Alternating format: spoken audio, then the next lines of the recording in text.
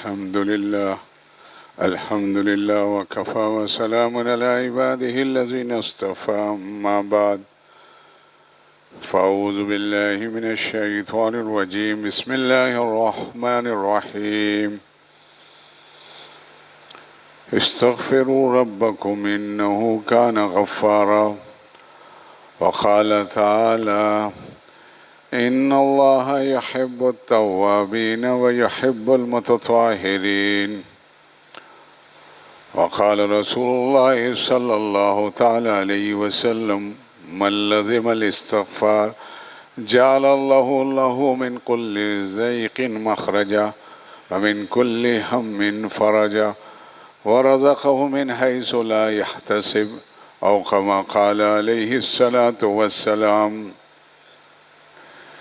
میرا ہر خطا پر رونا ہے یہی میری تلافی، میرا ہر خطا پر رونا ہے یہی میری تلافی، تیری رحمتوں کا صدقہ میرا جرم عفو کرنا۔ پردے اٹھے ہوئے بھی ہیں اور ان کی ادھر نظر بھی ہے، پردے اٹھے ہوئے بھی ہیں اور ان کی ادھر نظر بھی ہے، بڑھ کر مقدر آزما سر بھی ہے اور سنگ در بھی ہے۔ کوئی حاجت ہو رکھتا ہوں تیری چوکھٹ پہ سر اپنا، کیا ہے رابطہ او فغاں سے، زمیں کو کچھ کام ہے آسماں سے۔ مسلمانوں کا سب سے بڑا ہتھیار دعا ہے، رجوع اللہ ہے۔ اسباب مبارک جائز اسباب، لیکن مسبب الاسباب کو ساتھ لینا اور توبہ استغفار سے اللہ کی رحمت کو متوجہ کرنا۔ حضرت یونس علیہ السلام کی قوم بنی اسرائیل، نبی حضرت یونس علیہ السلام بستی سے نکل گئے۔ جب کہیں کسی قوم پر عذاب آتا تھا پہلی امتوں میں، تو نبی اس بستی سے حکم ہوتا تھا اللہ تعالیٰ کے، وہ خالی کرتے تھے۔ حضرت یونس علیہ السلام کو یقین ہو گیا تھا کہ عذاب آئے گا، لہٰذا اس بھروسے پر وہ بھی بستی رات خالی کر کر ہجرت فرما گیا۔ قوم بنی اسرائیل بڑی چالاک ہے، سمجھ گئی کہ نبی بستی میں نہیں ہے، ہجرت فرما گئے، تو سابقہ قوموں کے احوال کے ساتھ وہ سمجھ گئے کہ عذاب اجتماعی طور پر اللہ تعالیٰ کی طرف سے آنے والا ہے۔ وہ کھلے میدان میں اپنے چھوٹے چھوٹے بچوں کو، بوڑھوں کو، جوان، ساری قوم مویشیوں کے ساتھ، شیرخوار بچے اور بے زبان جانوروں کے ساتھ، ساری قوم الغرض مفہوم ہے اس کا، وہ میدان میں آ کر خوب رونے لگی، رونا دھونا شروع کر دیا۔ اللہ تعالیٰ نے عذاب کو ٹال دیا۔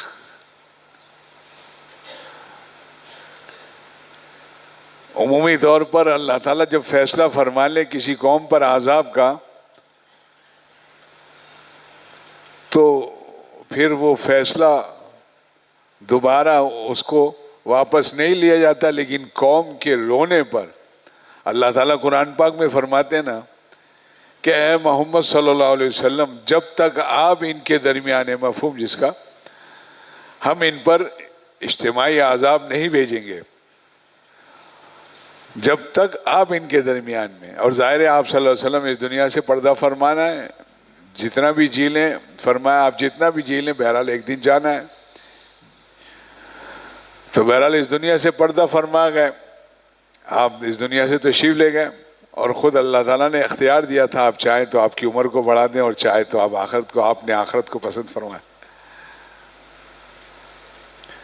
تو سید القونین باعث تخلیق کائنات سید المرسلین حضرت محمد مصطفیٰ صلی اللہ علیہ وسلم اس دنیا سے پردہ فرما گئے۔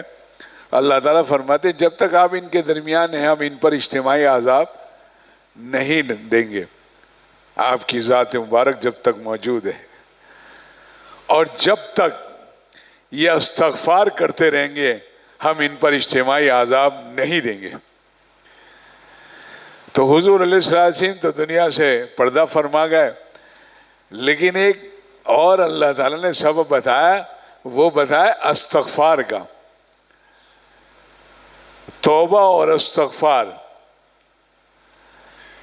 یہ اللہ تعالیٰ کے غضب کو ٹھنڈا کرتی ہے، آئے ہوئے عذاب کو دور کرتی ہے، مشکل کو آسان کرتی ہے۔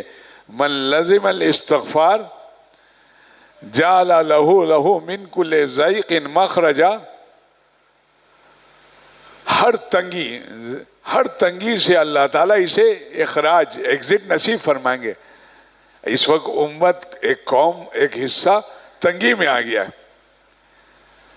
من لزم، لزوم مانے کثرت کے، جو کثرت سے، یہ سرکار دو عالم صلی اللہ علیہ وسلم کی حدیث مبارک ہے، مشکوٰۃ شریف کی روایت ہے کہ جو کثرت سے استغفار کرے گا تو اسے ہر تنگی سے اسے اخراج نصیب فرمائیں گے۔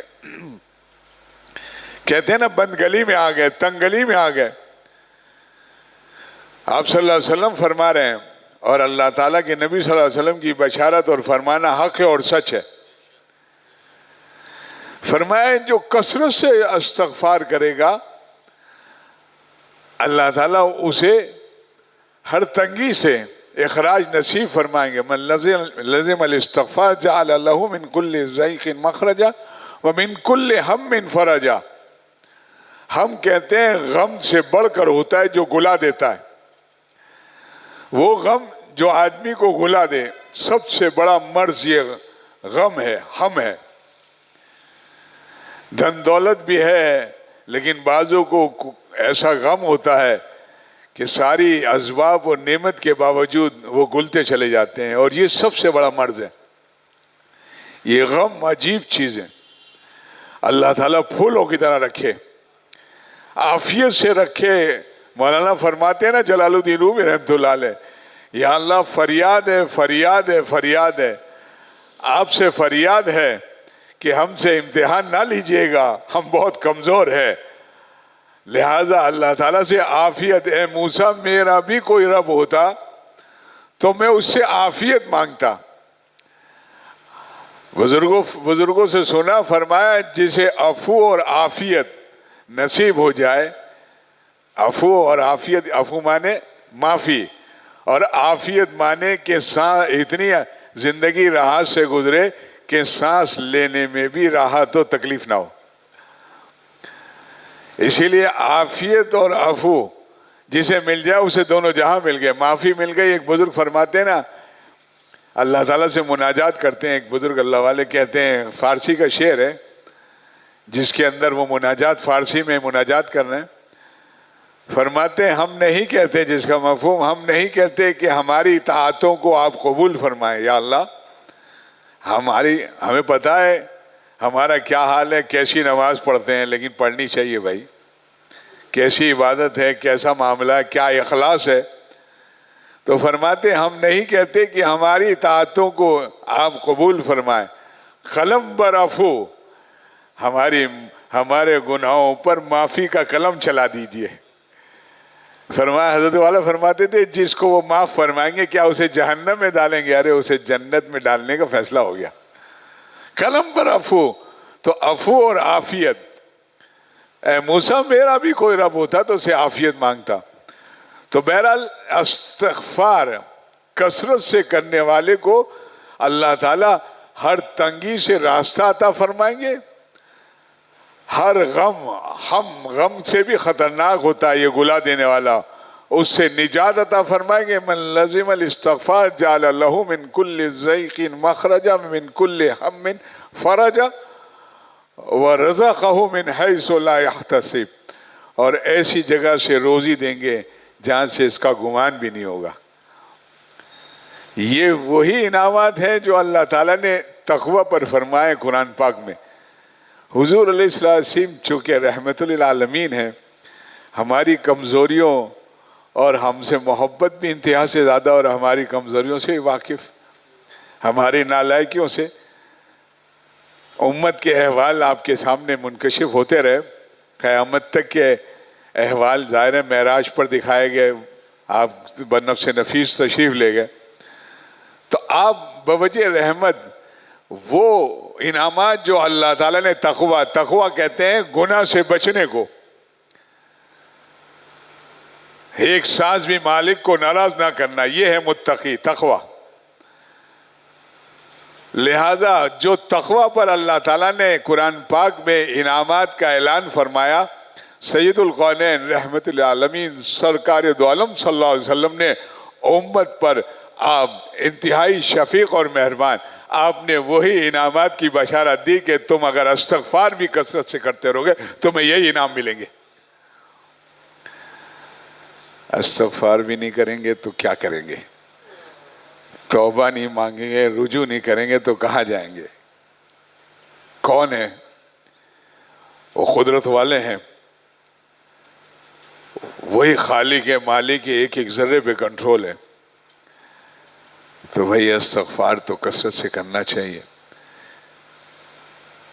توبہ تو، اور سرکاری منظور استغفار کا یہ آیت کریمہ یہ ساری امت کے لیے نجات کا سبب اور ذریعہ ہے۔ آیت کریمہ لا الہ الا انت سبحانک انی کنت من الظالمین، مچھلی کی شکم سے نکال کر باہر کر دیا، اور یہ اللہ تعالیٰ نے فرمایا یہ ساری امت کی نجات کا یہ وظیفہ ہے، یہ سرکاری وظیفہ اللہ تعالیٰ نے عطا فرمایا۔ اور توبہ کرنے کا سرکاری مضمون بابا کو دیا گیا، حضرت آدم علیہ السلام کو، جد امجد کو، ہمارے دادا حضرت آدم علیہ السلام کو، ربنا ظلمنا انفسنا، جنہوں نے معافی دینی ہے انہوں نے مضمون بھی بتا دیا کہ اس طرح معافی مانگو ہم تمہیں معاف کر دیں گے۔ ربنا ظلمنا، تو بھئی جو انداز سے ہو، نہیں ہو سکتا تو توبہ استغفر اللہ ربی من کل ذنب واتوب الیہ، توبہ استغفر اللہ الذی لا الہ الا هو الحی القیوم واتوب الیہ، مختلف ہے استغفر اللہ ربی من کل ذنب۔ جو جس انداز سے بھی، فریاد کی کوئی لے نہیں اور نالائے پابند نہ نہیں، بس فریاد ہو اللہ تعالیٰ سے مانگنا۔ تو بھئی اس وقت جو حال ہے الحمدللہ اللہ تعالیٰ کا شکر ہے کہ امت کے اندر توجہ پیدا ہوئی، اور ایک بڑا طبقہ اس کار خیر میں جو ہے الحمدللہ جا رہا ہے حصہ۔ ہمارے امام صاحب بھی گئے ہوئے ہیں، یہاں کے کچھ احباب بھی گئے اندرون سندھ، اللہ کا شکر ہے کام کر رہے ہیں، کچھ بلوچستان جا رہے ہیں۔ لیکن ظاہر ہے یہ سب احوال آئے تو اللہ تعالیٰ سے توبہ اور استغفار اور رجوع اور سب کے لیے اپنے ساتھ ساری امت مسلمہ کے لیے مانگنا۔ اللہ تعالیٰ ہم سب کو اس پر عمل کی توفیق نصیب فرمائے۔ سن تو لیتے ہیں دوستو، عمل کرنے والے ہم بہت تھوڑے ہیں، اللہ تعالیٰ ہم سب کو عمل کی توفیق نصیب فرمائے۔ وآخر